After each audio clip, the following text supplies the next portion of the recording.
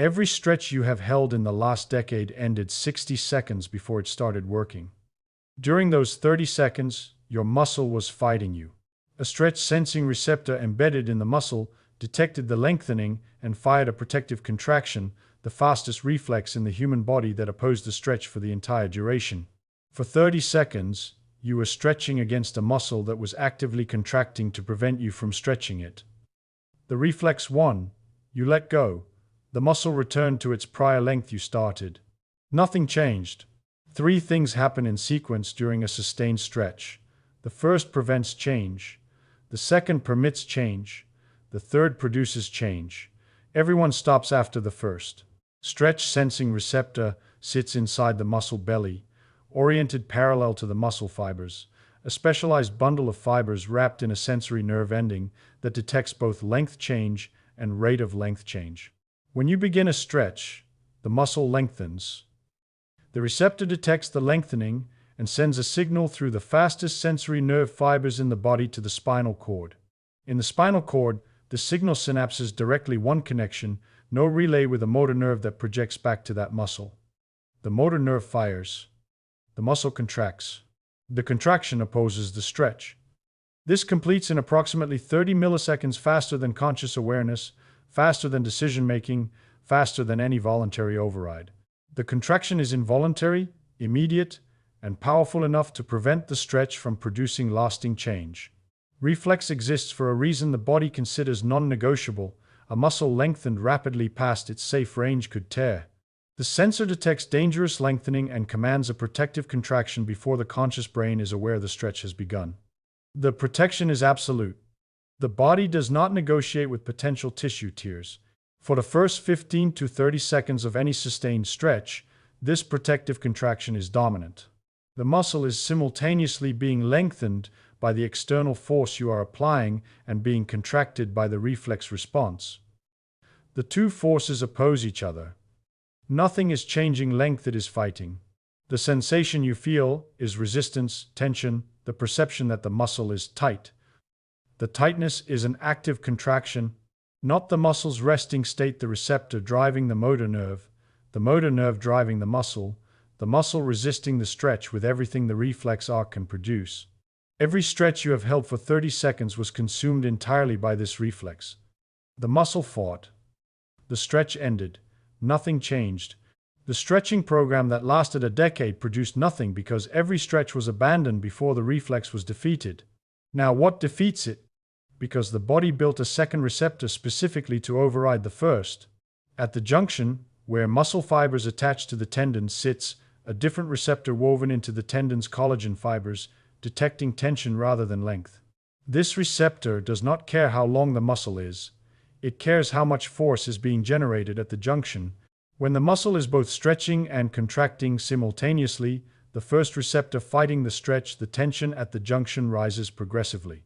After approximately 20 to 30 seconds of sustained high tension, this second receptor fires.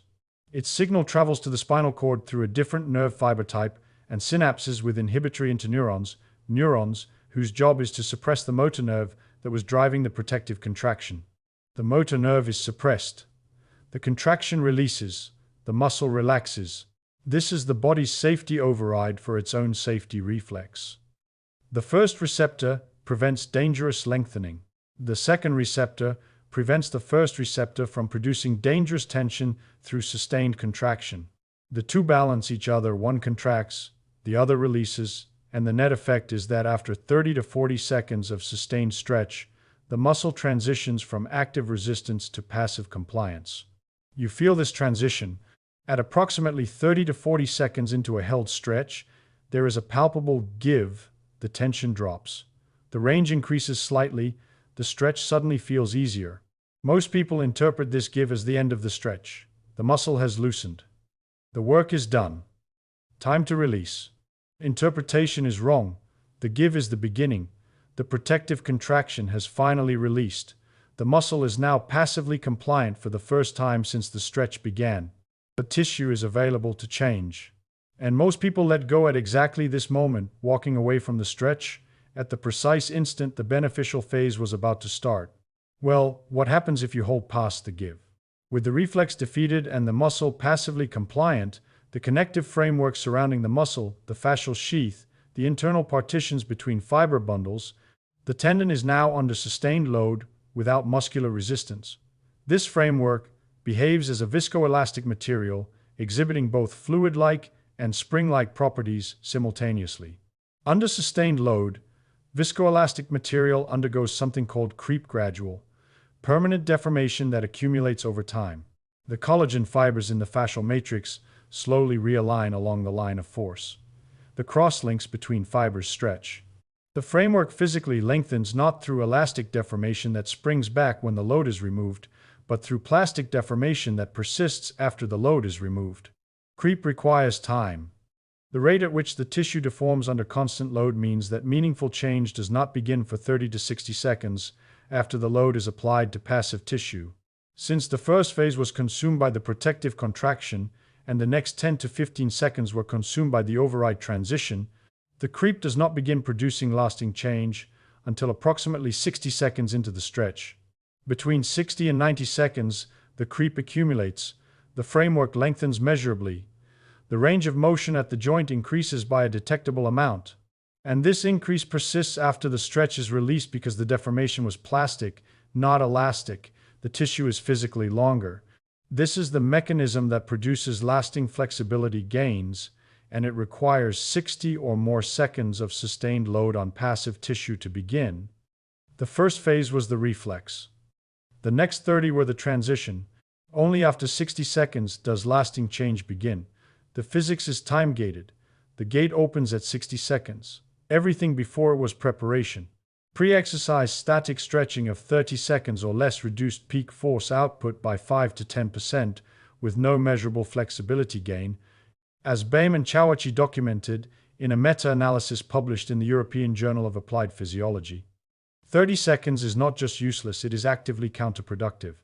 The stretch impaired performance without improving flexibility. 30 seconds is the worst possible dose, long enough to activate the protective contraction, long enough to produce mild damage from the reflex fighting the stretch, too short to outlast the contraction and reach the beneficial creep phase. Recommendation to stretch for 30 seconds before exercise, which persists in popular fitness culture and in most gym posters printed before 2010, was based on guidelines that did not account for the time-gated sequence. The physiology of stretching was not well understood when the guideline was established. The guideline persisted despite the evidence against it. The viewer who diligently stretches for 30 seconds before every walk has been impairing their walking performance slightly while gaining zero flexibility. The stretch has been net negative for decades. That sequence, 30 seconds of protective contraction consuming every stretch, the override arriving at the exact moment people release, the beneficial creep phase existing entirely beyond the threshold where everyone stops is the sequence. I cannot watch someone release at 30 seconds without knowing what they just walked away from. A single 90-second stretch produces a temporary increase in range of motion through viscoelastic creep. The tissue returns toward its prior length over hours as the viscoelastic properties partially recover. The lasting structural change requires repeated stretching over weeks, and the mechanism that produces it operates at a deeper level than the connective tissue creep. Chronic stretching 90 or more seconds, repeated daily over weeks, produces structural lengthening through the addition of new contractile units in series, a mechanism Williams and Goldspink established through immobilization studies showing that muscles held at long lengths added units while muscles held at short lengths lost them. Each unit produces force over a specific length range.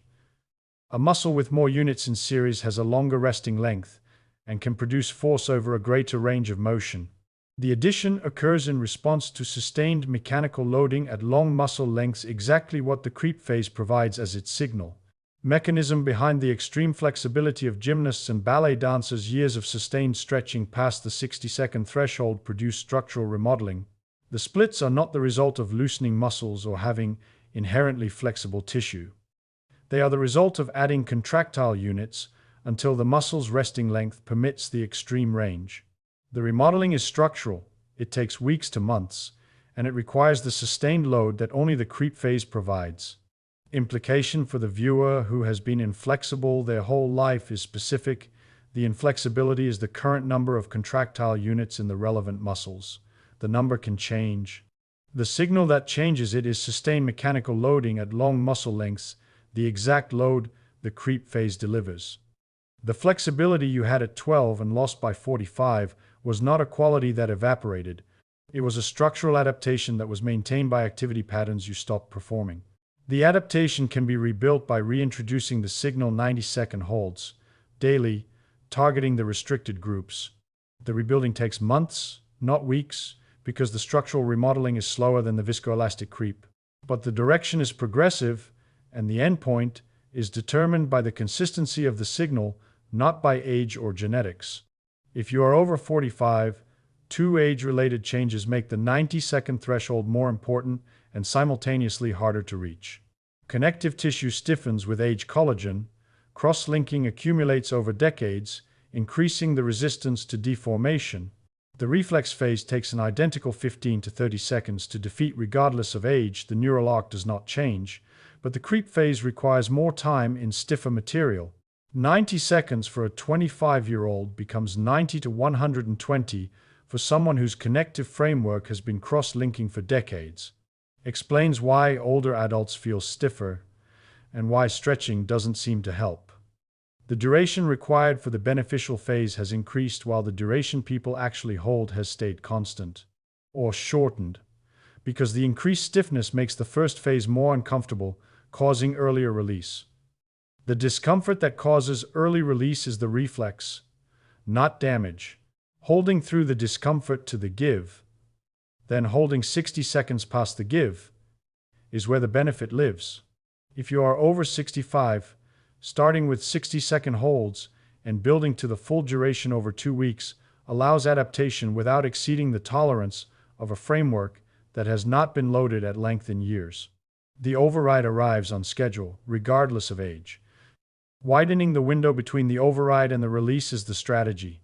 There is a shortcut to the override that physiotherapists have been using for decades, and the shortcut reveals something about how the spinal cord prioritizes competing signals. Contract the muscle you are about to stretch hard for 6 to 10 seconds, then immediately relax and move into the sustained hold. The technique is called contract-relax, a form of proprioceptive neuromuscular facilitation. The voluntary contraction fatigues the motor neurons that would drive the protective response. When the stretch begins, the fatigued motor neurons fire less aggressively. The reflex phase is shorter, 15 seconds instead of 30. The override arrives faster. The creep phase begins sooner. Technique also activates reciprocal inhibition, a spinal circuit where contracting one muscle sends an inhibitory signal to its antagonist. If you contract your quadriceps hard for 6 seconds, the spinal cord sends inhibition to your hamstrings. Stretching the hamstrings immediately afterward encounters less reflex resistance because the inhibitory signal is already active. The stretch meets a muscle that has been pre-suppressed by its own antagonist. Contract-relax, combined with reciprocal inhibition, produces the fastest path to the creep phase. The reflex is weakened from 2 directions simultaneously. The technique is the reason physiotherapy patients achieve range gains in a single session that months of passive 30-second stretching could not produce. The passive stretch waited for the override. The facilitated stretch arrived at the override from 2 directions at once. The difference in session outcome is dramatic range gains in one facilitated session that weeks of passive holding at 30 seconds could not produce. Your brain maintains a map of your available range at every joint, a proprioceptive model that determines how far the nervous system permits movement before generating a protective response. The map is conservative. It restricts range to the territory the joint has recently used, with a safety margin that prevents the joint from reaching positions it has not visited in months or years. Sustained stretching past the override updates this map. When the creep phase holds the joint at a range beyond the map's current boundary and no injury signal arrives, the nervous system recalibrates. The boundary shifts outward. The available range increases not only through structural deformation, but through the brain permitting more range because it learned the extended position was safe. This proprioceptive update explains why flexibility gains from sustained stretching feel different from flexibility gains from warming up. Warming up produces temporary range through reduced viscosity. The map does not change, and the range returns when the warmth dissipates. Sustained stretching produces range through both deformation and map recalibration, and the recalibration persists independently of temperature. The brain's model was updated.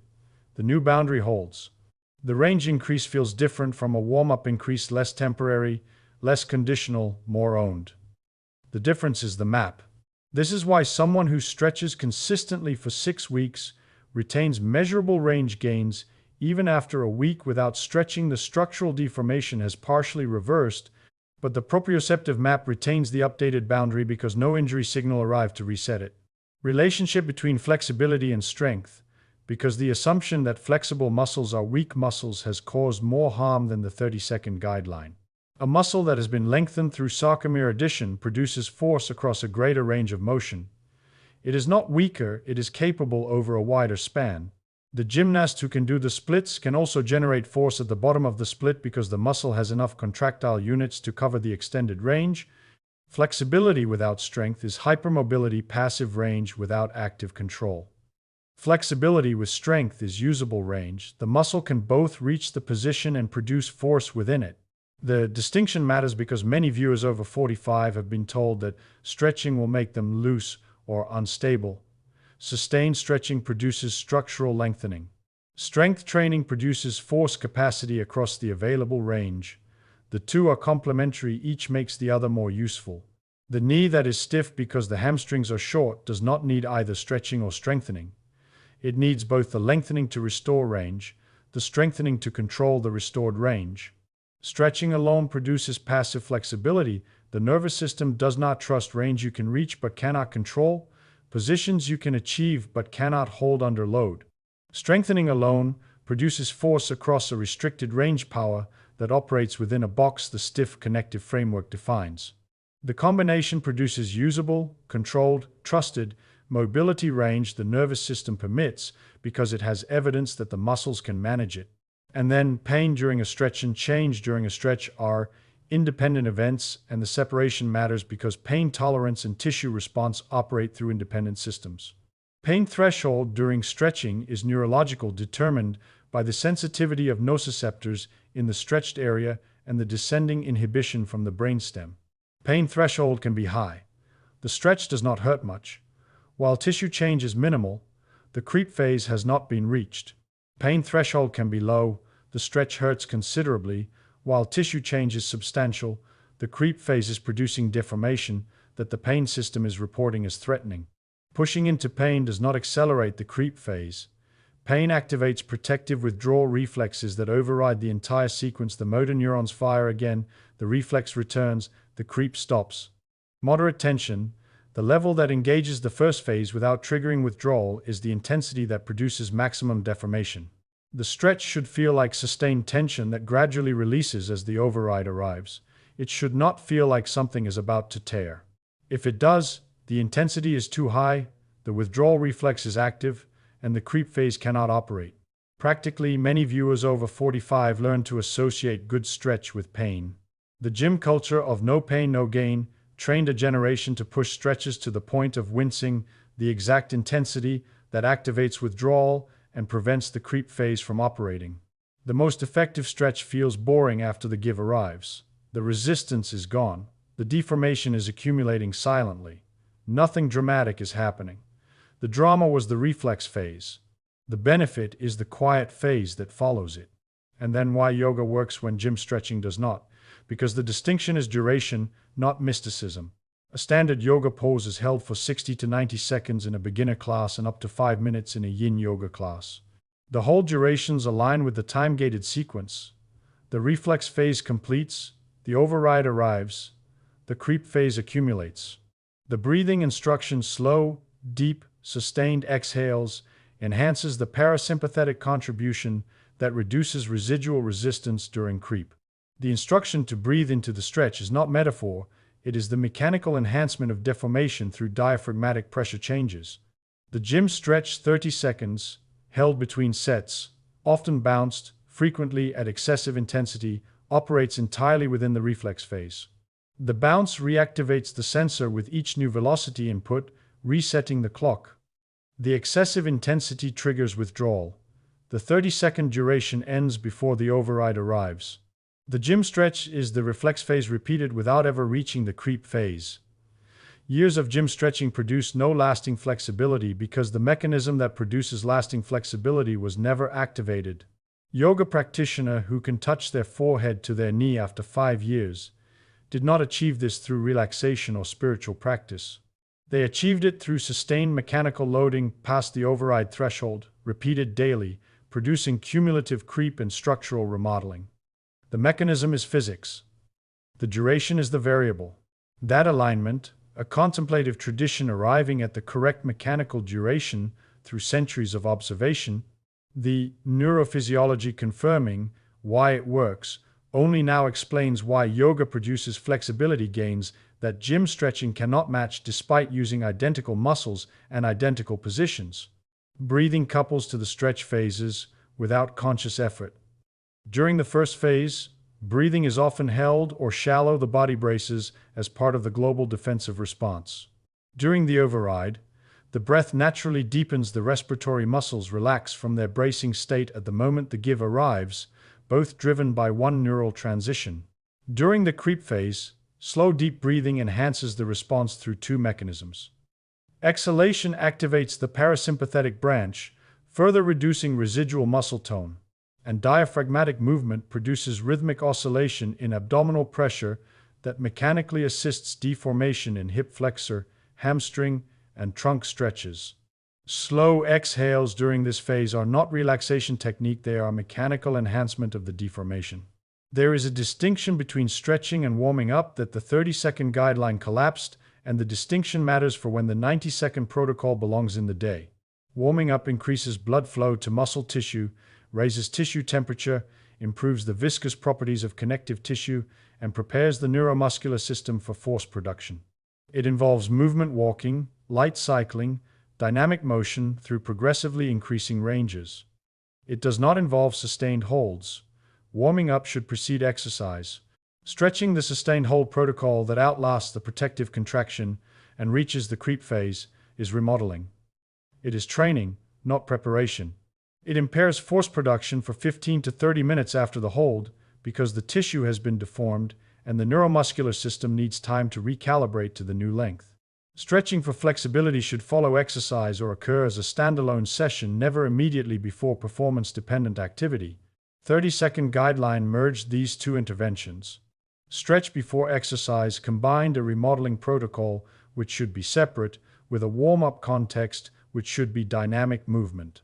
The merger produced the worst of both: impaired performance from the contraction fighting the stretch, zero tissue change from the insufficient duration, and a false sense of preparation that the dynamic warm-up would have provided more effectively. The distinction between remodeling and preparing is not academic, it determines whether the intervention helps or hinders what follows. If you run, swim, cycle, or play sport, dynamic movement through progressively increasing ranges is your pre-activity preparation. The 90-second sustained holds are your post-activity or standalone flexibility intervention. Separating the two produces better performance and better flexibility than combining them ever did. Morning stretching carries a specific consideration the time-gated sequence explains. Overnight, tissue temperature drops and connective tissue viscosity increases. The tissue is stiffer in the morning than at any other time of day. The protective contraction fires more readily in cold tissue. The creep phase requires longer in stiff tissue. A morning hamstring stretch may require 120 seconds to reach the equivalent creep that 90 seconds would produce at 6 in the evening after a full day of movement and body heat. Morning stiffness that older adults experience, the difficulty bending, the restricted range in the shoulders and hips, the sensation that the body has not yet warmed up, is the compounding of overnight temperature loss with age-related cross-linking. The tissue is at its stiffest and most resistant to creep. The reflex fires at its most aggressive because the sensor is most sensitive in cold, stiff tissue. The combination makes the first phase of a morning stretch more uncomfortable and the deformation phase longer to reach. Practical adaptation. A warm shower before morning stretching raises tissue temperature and reduces the viscous resistance the creep phase must overcome. The shower does not replace the stretch, it reduces the duration the deformation phase requires by warming the tissue before the sustained load is applied. 5 minutes of shower heat followed by 90 seconds of sustained hold produces more deformation than 90 seconds of sustained hold on cold tissue. Hydration affects the creep rate measurably. Connective framework is approximately 60 to 70% water by weight. The water content determines the viscous properties, how readily the material flows under sustained load. Dehydrated framework is stiffer, more resistant to deformation, and requires longer holds to achieve equivalent creep. Chronic, adequate hydration, the cumulative water balance across days and weeks, measurably affects the baseline viscosity the creep phase must overcome. The viewer who stretches after a morning coffee, but before drinking water, is loading material at its daily minimum hydration. Prefrontal tolerance model, the cold shower discussion described, operates here. Each hold past the give to the creep provides identical evidence of voluntary discomfort tolerance that the cold handle provides. The reflex phase becomes less alarming across days and weeks because the nervous system has learned that holding through it produces the give, not the tear. The alarm still fires. The cortical response decreases because the experience of resolution has been repeated enough times to update the model. That gate 60 seconds of neural preparation before the tissue is even available to change is the threshold my schedule had been stopping short of for decades until the reflex arc explained why nothing had changed. Now the protocol. Choose one muscle group: hamstrings, hip flexors, calves, thoracic spine, whatever is most restricted. If you do not know which is most restricted, the hamstrings and hip flexors are the most commonly shortened muscle groups in adults who sit for work. Start there. Move slowly into the stretch to the point of moderate tension, not pain. Pain activates withdrawal reflexes that override the entire sequence. Moderate tension engages the protective contraction without triggering withdrawal. Hold. The first 30 seconds will feel resistant. This is the reflex. Do not bounce. Bouncing reactivates the sensor with each new stretch velocity, resetting the clock to 0. Do not push harder. Increasing force increases the reflex response. Just hold. The reflex is temporary. At approximately 30 to 40 seconds, you will feel the give. The resistance decreases. The range increases slightly. Do not let go. This is where most people stop. This is where the benefit begins. Continue holding for another 50 to 60 seconds. Breathe slowly. Exhale longer than inhale. The connective tissue is now under sustained load with minimal muscular resistance. Deformation is accumulating. You may feel a slow, progressive increase in range yielding millimeter by millimeter under constant load. At the end of the full hold, release slowly. The range of motion increase you feel is partially elastic, will recover over hours, and partially plastic will persist. The plastic component accumulates with daily repetition. Over weeks, structural remodeling begins. Over months, the lengthening becomes permanent. Daily. One muscle group. 90 seconds. The physics of viscoelastic creep does not compress into shorter durations. The gate opens at 60 seconds. The meaningful deformation accumulates between 60 and 90. Everything before 60 was preparation. Everything after 60 is the intervention. The distinction between the two is the distinction the 30-second guideline never made.